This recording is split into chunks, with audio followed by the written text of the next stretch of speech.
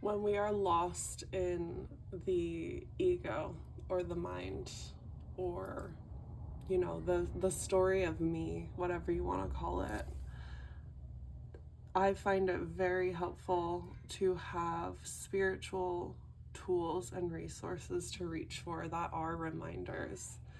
And these resources, like books or people's talks or crystals or whatever you use, they're not replacements for the experience of truth and oneness and internal connection to God, because that can only be experienced within. However, if you are deeply lost in the mind, which is almost like this maze, like the ego, it's like this maze where there's so many turns to try and get out of it sometimes. Text and tools and hearing experiences from others that you can recognize that frequency in them, that like frequency of peace, it can help lead you out of that maze of the mind, because there's so much that you can get trapped behind.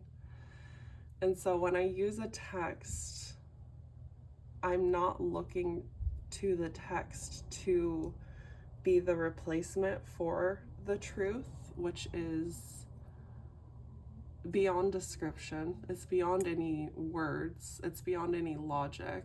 It is truly like an experience that cannot be described. It can only be experienced. But the text can help you head back in that direction towards that experience, and it can help you head back in an instant.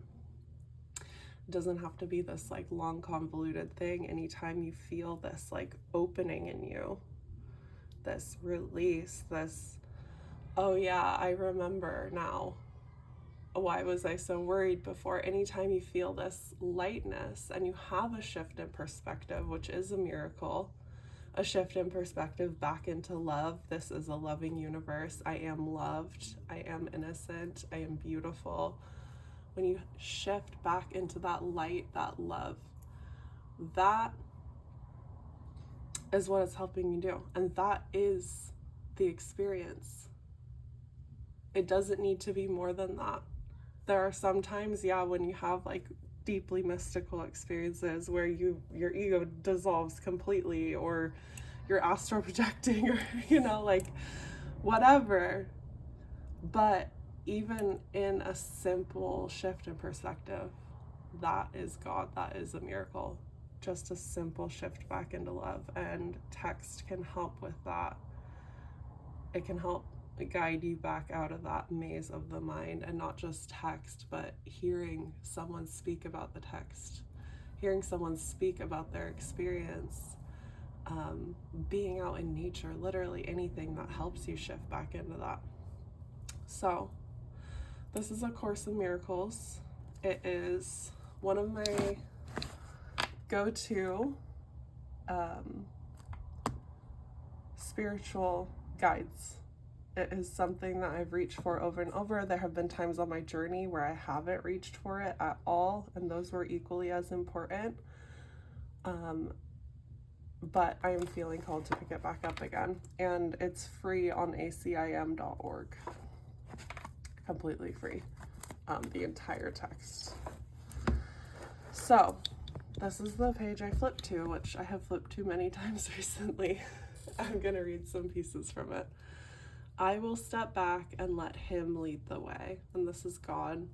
And it isn't necessarily a him. It can be whatever you want to call it. I will step back and let Source lead the way. I will step back and let the Holy Spirit lead the way. I will step back and let the mystery, the loving, beautiful, present mystery lead the way. Don't get too caught up on the language. It can feel really like dense in this book at first, but I can't tell you how much it has helped me on different parts of my journey. So I'm going to read some parts from this. There is a way of living in the world that is not here, although it seems to be. You do not change appearance, though you smile more frequently. Your forehead is serene, your eyes are quiet, and the ones who walk the world as you do recognize their own. Yet those who have not yet perceived the way will recognize you also, and believe that you are like them as you were before. The world is an illusion.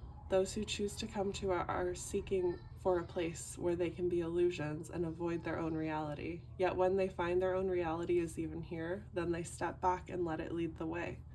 What other choice is really theirs to make? To let illusions walk ahead of the truth is madness, but to let illusions sink behind the truth and let the truth stand forth as what it is merely sanity. This is the simple choice we make today. The mad illusion will remain a while in evidence for those to look upon who chose to come and have not yet rejoiced to find they were mistaken in their choice.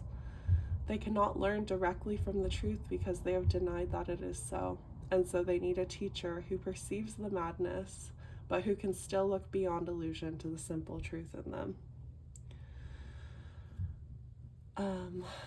If truth demanded they give up the world, it would appear to them as if it asked the sacrifice of something that is real. Many have chosen to renounce the world while still believing its reality, and they have suffered from a sense of loss and have not been released accordingly.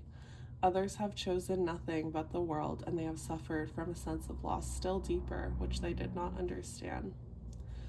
So, something that this is talking about, and if you've had this experience of the truth, the spiritual nature of reality, the text might make more sense. And if you haven't yet remembered, the text might not make any sense at all, and that's totally okay.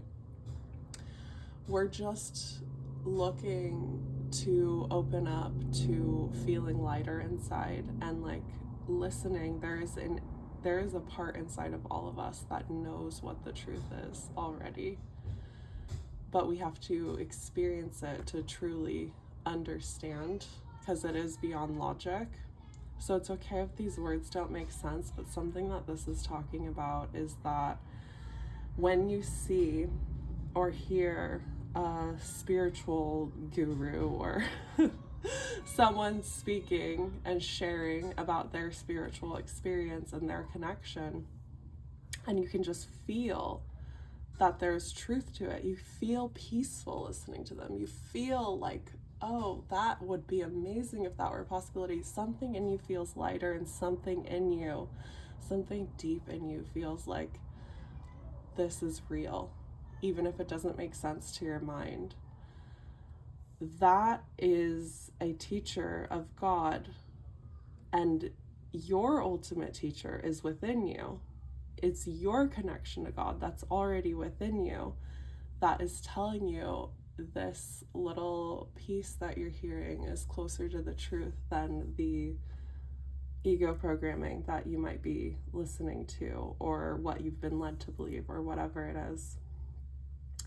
And so this is talking about how when we receive this spiritual help in any form, whether it's a book or a teacher or working with a crystal or whatever it is, when we receive this help in any form that helps us feel into our internal truth, our connection to the truth that is always within us, that is the purpose of the spiritual teacher still being in the form of illusion, is so that they can help guide others, because we're all connected. Oh, here it is. Illusion still appears to cling to you that you may reach them, yet it has stepped back, and it is not illusion that they hear you speak of, nor illusion that you bring to their eyes to look on and their minds to grasp. Nor can the truth which walks ahead of you speak to them through illusions, for the road leads past illusion now, while on the way you call to them that they may follow you. All roads will lead to this one in the end, for sacrifice and deprivation are paths that lead nowhere, choices for defeat, and aims that will remain impossible. All this steps back as truth comes forth in you to lead your brothers from the ways of death and set them on the way to happiness. Their suffering is but illusion, yet they need a guide to lead them out of it, for they mistake illusion for the truth. So there's more if you want to read it. It's lesson 155. I will step back and let him lead the way, for I would walk along the road to him. Remember that your feet are safely set upon the road that leads to the world of God. Look not to ways that seem to lead you elsewhere. Remember that today. Have a beautiful day. Bye.